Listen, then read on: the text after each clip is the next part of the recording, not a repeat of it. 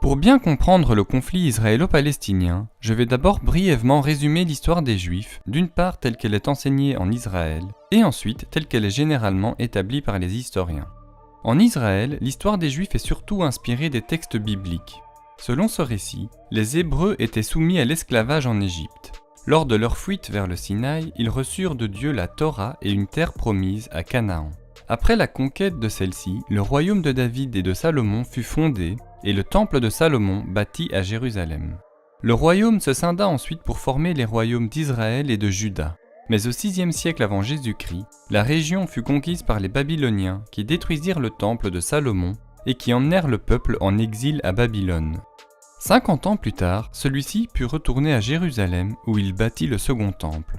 En 70 et en 132 après Jésus-Christ, alors que la région était sous contrôle romain, deux importantes révoltes furent violemment matées. Jérusalem fut détruite et les Juifs furent chassés de Judée, condamnés à vivre en exil, loin de leur terre.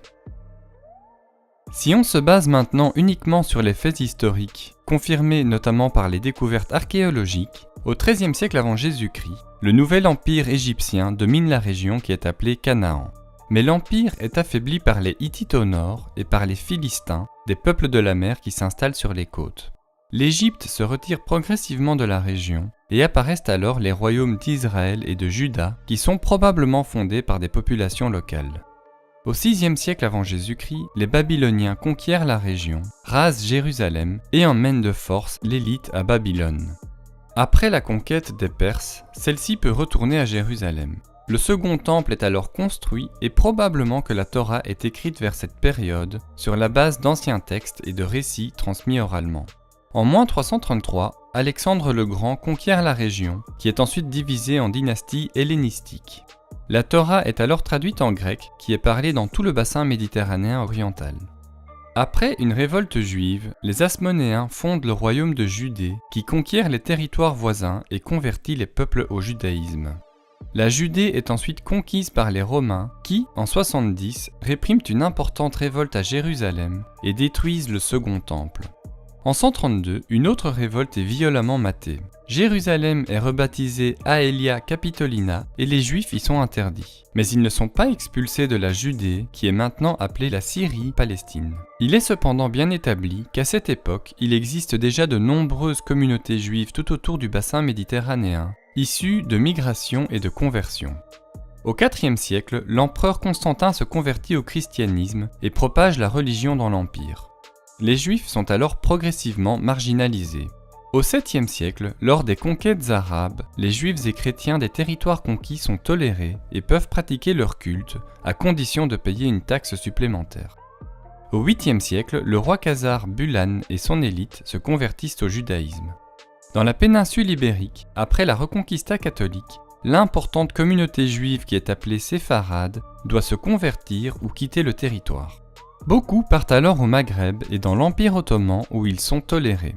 En Europe, depuis la période des croisades, les Juifs sont régulièrement persécutés. Beaucoup se réfugient en Pologne où ils sont bien accueillis et où ils forment ce qu'on appelle les Juifs ashkénazes. Au XVIIIe siècle, il y a environ 1 million de Juifs dans le monde. La plupart vivent en Pologne, mais le pays est menacé par ses puissants voisins que sont la Russie, la Prusse et l'Autriche. Entre 1772 et 1795, la Pologne est entièrement partagée entre ses trois voisins. La majorité des Juifs se retrouvent désormais en Russie, où, dans un premier temps, ils sont tolérés, mais très contrôlés. En 1881, après l'assassinat du tsar Alexandre II, son fils héritier Alexandre III monte sur le trône et entame une politique autoritaire et répressive qui vise plus particulièrement les Juifs. En conséquence, une centaine de pogroms, c'est-à-dire des attaques violentes et parfois meurtrières contre les Juifs, éclatent dans tout le pays sans réaction de l'État. Beaucoup fuient alors vers les États-Unis et l'Europe de l'Ouest, mais certains commencent à envisager de migrer en Palestine. Ils créent le groupe Les Amants de Sion, Sion étant une colline de Jérusalem. À cette époque, environ 25 000 Juifs principalement séfarades vivent dans les grandes villes de l'Empire ottoman, proches des lieux saints du judaïsme. Ils forment ce qu'on appelle le vieux Issouf. À partir de 1881, les nouveaux migrants, principalement des Juifs ashkénazes en provenance d'Europe, forment le nouveau Issouf. Ils arrivent par vagues de migration qui sont appelées des aliyas. Cependant, la grande majorité des Juifs qui fuient les pogroms en Russie préfèrent s'installer aux États-Unis, au Royaume-Uni et en France. En France, Alfred Dreyfus, un capitaine juif, est accusé à tort d'avoir fourni des informations secrètes aux Allemands. L'affaire prend de l'ampleur alors que l'antisémitisme monte dans le pays. En 1895, Dreyfus est dégradé en public à Paris. Parmi la foule se trouve Theodor Herzl, un journaliste juif autrichien. L'année suivante, ce dernier publie un livre dans lequel il unit les Juifs du monde entier en un seul peuple, qui n'est pas assimilable et qui, pour fuir les persécutions, doit fonder son propre État en Palestine ou en Argentine. Le 29 août 1897, il organise à Bâle en Suisse le premier congrès sioniste avec comme objectif de préparer l'établissement d'une patrie pour le peuple juif. Herzl part alors à Constantinople défendre sa cause auprès du sultan ottoman, mais sans succès.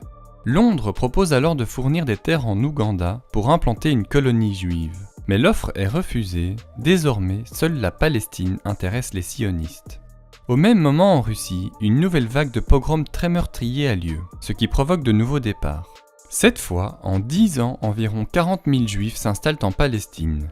Sur la côte, ils fondent Tel Aviv, et dans les campagnes, ils achètent des terres et des marais qu'ils aménagent pour former des communautés agricoles autonomes et autogérées, sans propriété privée.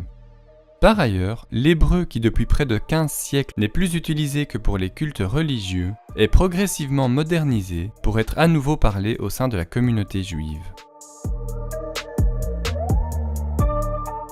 En 1914, commence la Première Guerre mondiale. L'Empire ottoman se range du côté des empires centraux. Plusieurs fronts s'ouvrent alors face au Royaume-Uni. L'un vers le stratégique canal de Suez, un autre dans les Dardanelles où un débarquement allié est repoussé, et enfin un troisième en Mésopotamie où une importante armée britannique est défaite. En difficulté, le Royaume-Uni cherche de nouveaux soutiens dans la région. D'une part, le pays encourage Hussein Ben Ali, le shérif de la Mecque, à se révolter contre l'Empire ottoman, lui promettant l'indépendance d'un État arabe. D'une autre, un accord secret est signé avec la France pour un partage de l'Empire ottoman après sa défaite. Et enfin, en 1917, alors que l'armée britannique s'apprête à entrer en Palestine, le ministre des Affaires étrangères Arthur Balfour publie une lettre ouverte dans laquelle il informe que le pays est favorable à la création d'un foyer national juif en Palestine. À la fin de la guerre, l'Empire ottoman est démantelé, principalement au profit de la France et du Royaume-Uni. Winston Churchill place ensuite 2 fils de Hussein Ben Ali à la tête de la Transjordanie et de l'Irak et conserve la Palestine à l'ouest du Jourdain pour y établir un foyer national juif malgré les premières oppositions des 600 000 musulmans et des 70 000 chrétiens qui y vivent. Bien que minoritaires, les 80 000 juifs qui vivent en Palestine se structurent. Ils créent un syndicat pour les travailleurs juifs, mettent en place la Haganah, un groupe armé d'autodéfense, et créent l'Agence juive pour la Palestine qui sert de gouvernement non officiel au Yishuv. L'immigration juive en provenance d'Europe s'accélère avec le soutien du Royaume-Uni. Mais les Arabes perçoivent ces nouveaux migrants comme des envahisseurs et organisent des manifestations qui dégénèrent souvent en massacres de juifs. Mais bien que largement majoritaires, les Arabes n'ont pas de structure commune forte et sont divisés par des conflits entre grandes familles influentes. En 1933, en Allemagne, Hitler monte au pouvoir et entame une politique de persécution contre les Juifs afin de les exclure de la société. Beaucoup fuient alors vers la Palestine. Face à ce nouvel afflux, les Arabes se regroupent pour créer le Haut Comité arabe, avec à sa tête Amin al-Husseini, le grand mufti de Jérusalem. Celui-ci organise une grève générale contre l'administration britannique et exige la fin immédiate de l'immigration juive. Rapidement, la grève dégénère en guérilla et une série d'attaques sont organisées contre les Britanniques et les Juifs. En réaction, l'Irgun, une organisation militaire fondée par les membres les plus radicaux de la Haganah, venge les attaques en organisant une série d'attentats. De son côté, le Royaume-Uni envoie d'importants renforts militaires pour mater violemment la révolte. Mais le pays réalise qu'il sera compliqué de créer un État qui englobe les deux communautés et envisage pour la première fois de scinder la Palestine en un État juif et un État arabe, tout en conservant sous mandat britannique une bande de terre jusqu'à Jérusalem. Mais pour la première fois, les pays arabes voisins s'unissent et annoncent qu'ils s'opposent à une partition de la Palestine et à la création d'un État juif. Or, à la veille de la Seconde Guerre mondiale, le Royaume-Uni a besoin d'alliés dans la région pour garder le contrôle de la Méditerranée orientale par où transite le pétrole irakien et pour protéger le canal de Suez. Le pays change alors radicalement sa politique et s'engage à créer dans les 10 ans à venir un État unifié dans lequel il n'y aura pas plus d'1 tiers de juifs. Par conséquent, l'immigration juive est désormais très fortement restreinte. Si ce revirement apaise les tensions et met fin à la révolte arabe, en face, il provoque la colère des juifs qui se sentent trahis. Au début de la Seconde Guerre mondiale, l'Italie bombarde la Palestine et lance une offensive depuis la Libye vers l'Égypte. Mais après avoir été repoussée par les Britanniques, d'importants renforts allemands débarquent et reprennent le dessus. Craignant l'invasion de la Palestine, la Haganah crée le Palma, une unité d'élite qui se forme à la guerre. Mais finalement, les Allemands sont repoussés d'Égypte. Vers 1943, alors que l'information du génocide des Juifs par l'Allemagne nazie commence à circuler, Ben Gourion, le président de l'agence juive, prépare un plan visant à permettre l'immigration d'1 million de Juifs en Palestine, avec comme but principal de renforcer le projet sioniste. À la fin de la guerre, au moins 250 000 Juifs rescapés de la Shoah veulent rejoindre la Palestine, mais le Royaume-Uni maintient sa politique et bloque leur arrivée. La Haganah organise alors clandestinement l'immigration des Juifs. Ceux qui sont interceptés par les Britanniques sont envoyés dans des camps à Chypre. Face à l'intransigeance britannique, le Palma, l'Irgun et le Lehi, un nouveau groupe armé terroriste qui rêve d'établir un État juif entre le Nil et l'Euphrate, organisent des sabotages et des attentats contre les Britanniques.